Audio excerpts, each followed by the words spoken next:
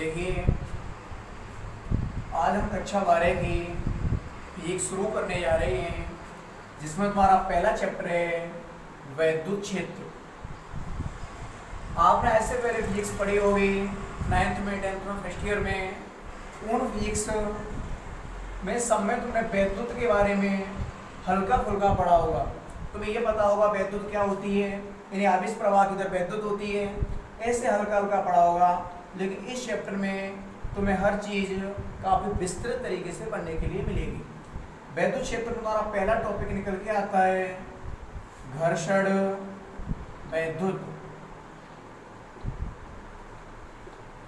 देखिए, घर्षण वैद्युत जो शब्द है वो तुम्हारा दो शब्दों से मिलकर के बना होता है। पहला शब्द होता है घर्षण और दूसरा शब्द होता है वैद्युत। घर्षण का मतलब होता है किसी चीज का रगड़ना, किसी चीज का रगड़ना। तो वैद्युत, घर्षण वैद्युत का मतलब हुआ कि किसी पदार्थों का आपस में रगड़ने से उनका जो आवेशित होना, किन्हीं पदार्थों का आपस में रगड़ने से उनका आवेशित होना या वैद्युतमय होना घर्षण वैद्युत कहलाता है। यानी तुम किन्हीं भी दो पदार्थों को लोगे और आपस में एक दूसरे से रगड़ोगे तो वो पदार्थ तुम्हारा आवेशित हो जाता है। आज से लगभग 2500 वर्ष पूर्व एक वैज्ञानिक थे थेल्स, जिन्होंने इस प्रयोग को स्पष्ट किया था। उन्होंने क्या किया था, अंबर नाम का एक पदार्थ लिया और उस अंबर नाम का एक पदार्थ को किसी ऊनी वस्त्र से रगड़ा। ऊनी वस्त्र से रगड़ने के पश्चात उन्होंने ये पाया कि जो अंबर है उसमें एक ऐसा गुण उत्पन्न हो जाता है कि वो अन्य छोटे छोटे पदार्थों को अपनी ओर आकर्षित करने लगता है, जिससे ये स्पष्ट होता है कि एक पदार्थ को अगर हम किसी दूसरे पदार्थ से घर्षण करेंगे तो वो पदार्थ आवेशित हो जाता है। बाद में अनेक वैज्ञानिकों ने इस आवेशित क्रिया को स्पष्ट करने के लिए दो प्रकार के आवेशों की खोज की, जिनमें पहला आवेश था तुम्हारा धन आवेश और दूसरा आवेश था तुम्हारा ऋण आवेश। कहने का तात्पर्य ये हुआ तुम्हारा आवेश दो प्रकार के निकल के आते हैं। पहला आवेश धन आवेश होता है और दूसरा आवेश ऋण आवेश होता है। यहाँ से क्या था, इस आवेश को स्पष्ट करने के लिए वैज्ञानिकों ने एक सिद्धांत दिया जिसे इलेक्ट्रॉनिक सिद्धांत कहते हैं, जिसे इलेक्ट्रॉन सिद्धांत कहते हैं। इस सिद्धांत के अनुसार क्या होता है तुम्हारा,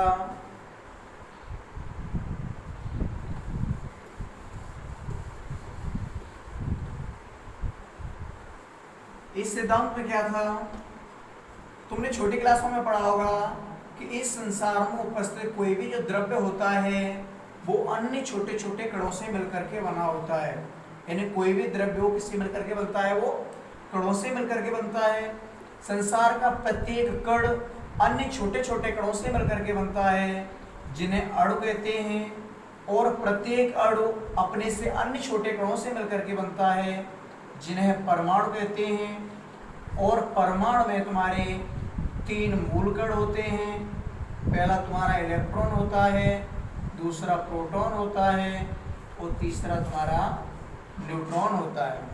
तात्पर्य ये निकला कि संसार का कोई भी द्रव्य हो, कोई भी पदार्थ हो, वो छोटे छोटे परमाणुओं से मिलकर बनेगा, जिनकी संरचना में इलेक्ट्रॉन, प्रोटॉन और न्यूट्रॉन भाग लेते हैं। अब इलेक्ट्रॉन सिद्धांत में क्या था तुम्हारा, विभिन्न वैज्ञानिकों के द्वारा इलेक्ट्रॉन सिद्धांत में स्पष्ट किया गया कि आपको ये तो पता था कि द्रव्य में 3 कण होते हैं, इलेक्ट्रॉन, प्रोटॉन और न्यूट्रॉन, लेकिन ये नहीं पता था कि कहाँ पर इलेक्ट्रॉन होते हैं, कहाँ पर प्रोटॉन होते हैं और कहाँ पर न्यूट्रॉन होते हैं। इन्हें स्पष्ट करने के लिए इलेक्ट्रॉन सिद्धांत का प्रतिपादन किया गया, जिस सिद्धांत के अनुसार ये मान लो तुम्हारा कोई किसी पदार्थ का नाभिक है, क्या है, किसी पदार्थ का नाभिक है और इस नाभिक के चारों ओर अनेक वृत्ताकार कक्षाएं होती हैं। किसी भी पदार्थ का नाभिक होता है वो प्रोटॉन और न्यूट्रॉन से मिलकर बना होता है। कहने का मतलब ये है कि परमाणु की नाभिक में तुम्हारे प्रोटॉन और न्यूट्रॉन उपस्थित होते हैं, और जो पदार्थों में इलेक्ट्रॉन पाए जाते हैं वो इलेक्ट्रॉन नाभिक के चारों ओर जो कक्षाएं पाई जाती हैं उन कक्षाओं में चक्कर लगाते रहते हैं। कक्षाओं में क्या करते रहते हैं? वो चक्कर लगाते रहते हैं। तो यहाँ से तुम्हारा आवेश होने की क्रिया को समझाना था। देखिए आवेशित होने की क्रिया में या घर्षण विद्युत में क्या होता है तुम्हारा, मान लो ये पदार्थ है, और घर्षण विद्युत में मैंने बताया था घर्षण का मतलब होता है पदार्थों का आपस में रगड़ना। तो रगड़ने के लिए कम से कम दो पदार्थों की आवश्यकता होती है। तो पहला पदार्थ ये है, और मान लो दूसरा पदार्थ कोई ये है। इलेक्ट्रॉन सिद्धांत के अनुसार जिस प्रकार इस पदार्थ के नाभिक में प्रोटॉन और न्यूट्रॉन उपस्थित थे, और तुम्हारी जो नाभिक के चारों ओर वृत्ताकार कक्षाएं थी उनमें इलेक्ट्रॉन चक्कर लगा रहे थे, सेम इसी प्रकार से इस नाभिक में भी अंदर प्रोटॉन और न्यूट्रॉन उपस्थित होंगे, और जो इलेक्ट्रॉन होंगे वो वृत्ताकार कक्षाओं में बाहर चक्कर लगाते रहेंगे। अब घर्षण वैद्युत की क्रिया में क्या होगा, इन दोनों पदार्थों में अभी क्या था, अब तक जब तक ये पदार्थ आपस में संपर्क में नहीं थे, घर्षण की क्रिया में नहीं थे, तब तक ये दोनों पदार्थ आवेशहीन थे। कैसे थे ये? आवेशहीन थे। आवेशहीन का मतलब उदासीन थे। कैसे थे कर दोनों तुम्हारे? उदासीन थे। उदासीन इसलिए थे, तुम्हें पता है कि कोई भी जो परमाणु होता है वो इलेक्ट्रॉन प्रोटॉन न्यूट्रॉन से मिलकर के बना होता है। इलेक्ट्रॉनों की संख्या और प्रोटॉनों की संख्या हर परमाणु में समान होती है, और तुम्हें पता है इलेक्ट्रॉन पर तुम्हारा -1.6 × 10⁻⁻19 कूलम का आवेश होता है। ठीक इतना ही धनात्मक अवस्था में 1.6 × 10⁻⁻19 कूलम आवेश तुम्हारा प्रोटॉन पर होता है। अगर परमाणु का कुल आवेश निकालोगे तो माइनस प्लस तुम्हारे दोनों क्रॉस हो जाएंगे। कहने का तात्पर्य ये हुआ जो तुम्हारा परमाणु होगा वो एक उदासीन कण होगा। इसी प्रकार ये कण भी तुम्हारा उदासीन होगा। कहने का तात्पर्य ये निकला कि जब तक कोई भी पदार्थ आपस में संपर्क में नहीं है वो पदार्थ तुम्हारा उदासीन है। ऐसा पदार्थ होगा वो उदासीन होगा। अब घर्षण की क्रिया में क्या होगा, इस पदार्थ या ये पदार्थ एक दूसरे के संपर्क में आगे रगड़े जाएंगे। मान लो ये वाला पदार्थ तुम्हारा इस पदार्थ के संपर्क में आया और इसकी सतह से तुमने रगड़ना शुरू किया, तो क्या होगा, इस पदार्थ से कुछ इलेक्ट्रॉन निकल के या तो इस पदार्थ में प्रवेश कर जाएंगे या इस पदार्थ से इलेक्ट्रॉन ये इस पदार्थ में प्रवेश कर जाएंगे। कहने का तात्पर्य यहाँ से आवेश में या तो एक पदार्थ पर इलेक्ट्रॉनों की अधिकता होगी और दूसरे पर इलेक्ट्रॉनों की कमी होगी। जिस पदार्थ पर इलेक्ट्रॉनों की अधिकता होगी, जिस पर इलेक्ट्रॉनों की अधिकता होगी उस पर तुम्हारा ऋण आवेश होगा। कैसा आवेश होगा? ऋण आवेश होगा। और जिस पदार्थ पर तुम्हारे इलेक्ट्रॉनों की कमी होगी, कमी का मतलब वो इलेक्ट्रॉनों को त्याग चुका होगा, उस पर तुम्हारा धन आवेश होगा। कौन सा आवेश होगा? धन आवेश होगा। कहने का तात्पर्य हुआ तुम्हारा आवेश दो प्रकार का हुआ। दो प्रकार में पहला आवेश तुम्हारा ऋण आवेश, दूसरा धन आवेश। ऋण आवेश में क्या होता है, जिस पर इलेक्ट्रॉन की अधिकता होगी, कहने का तात्पर्य जो इलेक्ट्रॉनों को ग्रहण करेगा उस पर ऋण आवेश होगा। जिस पर इलेक्ट्रॉनों की कमी होगी अर्थात जो इलेक्ट्रॉनों को त्याग करेगा उस पर तुम्हारा धन आवेश होता है। आगे समय में यहाँ से मैंने तुम्हें दो टॉपिक क्लियर किए। पहला तुम्हारा आवेश था और दूसरा आवेशों के प्रकार होते हुए इलेक्ट्रॉनिक सिद्धांत के आधार पर तुम्हें घर्षण विद्युत की व्याख्या की। मुझे आशा है कि तुम्हें समझ में आ चुका होगा आवेश क्या होता है। आवेश समझ में आ गया होगा। आवेश में क्या था, किसी वस्तु का वह कारण जिसके कारण आकर्षण या प्रतिकर्षण पाया जाता है उसे आवेश कहते हैं। आवेश दो प्रकार के होते हैं। पहला आवेश तुम्हारा धन आवेश था और दूसरा आवेश तुम्हारा ऋण आवेश था। कौन सा आवेश था? ऋण आवेश था। अब यहाँ से प्रश्न निकल के आता है आवेशों के गुण। तो नेक्स्ट टॉपिक में हम ये व्याख्या करने जा रहे हैं कि आवेशों के गुण क्या होते हैं। देखिए तुम्हें मैंने दो प्रकार के आवेश बताए। अभी पहला आवेश धन आवेश था और दूसरा आवेश ऋण आवेश था। धन आवेश और ऋण आवेश अगर ये दोनों समान आवेश होंगे समान आवेश का मतलब ये है एक जैसे आवेश, कहने का तात्पर्य धन आवेश से धन आवेश और ऋण आवेश से ऋण आवेश। तो इन आवेशों में तुम्हारा हमेशा प्रतिकर्षण का गुण पाया जाएगा। किसका गुण पाया जाएगा? तुम्हारा प्रतिकर्षण का गुण पाया जाएगा। प्रतिकर्षण का मतलब ये होता है ये आवेश कभी भी एक दूसरे के संपर्क में नहीं आएंगे, एक दूसरे से चिपकेंगे नहीं, एक दूसरे को हमेशा प्रतिकर्षित करते रहेंगे। और यदि ये दोनों आवेश तुम्हारे विपरीत आवेश हो जाए, कैसा आवेश हो जाए? विपरीत आवेश हो जाए। विपरीत आवेश का मतलब ये है एक धन आवेश हो दूसरा ऋण आवेश हो, और यदि एक ऋण आवेश हो दूसरा धन आवेश हो, तो इन दोनों आवेशों के मध्य में आकर्षण का गुण पाया जाएगा।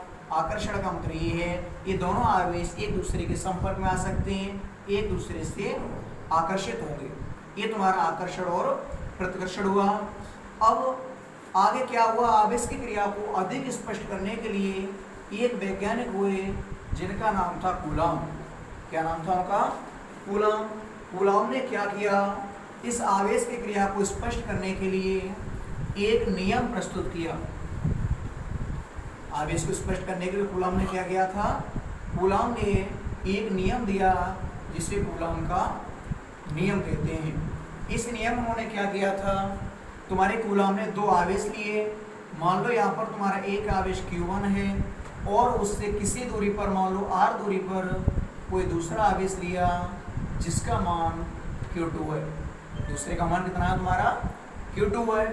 यहाँ से कूलॉम ने बताया, तुम्हें अब तक मैंने ये बताया था कि अगर समान आवेश होंगे तो समान आवेश में तुम्हारा क्या पाया जाएगा? प्रतिकर्षण पाया जाएगा। और यदि आवेश तुम्हारे असमान होंगे, असमान का मतलब विपरीत होंगे, तो उन आवेशों में तुम्हारा हमेशा आकर्षण बल पाया जाएगा, आकर्षण होगा।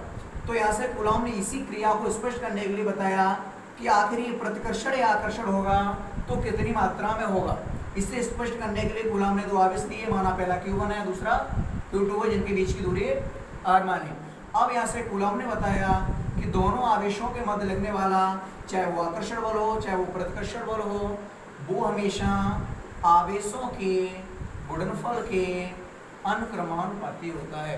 कहने का तात्पर्य पहला आवेश Q1 था, दूसरा आवेश Q2 था, दोनों का गुणा करोगे तो Q1 और Q2 हो जाएगा।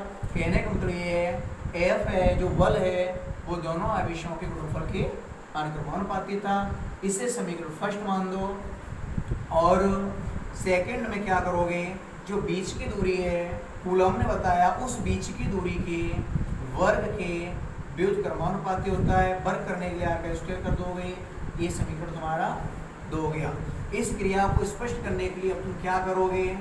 इन दोनों नियमों को मिलाने पर, दोनों नियमों को मिलाने पर जब दोनों नियमों को आप मिलाएंगे F दोनों में सेम है, F आ जाएगा प्रोपोर्शनल।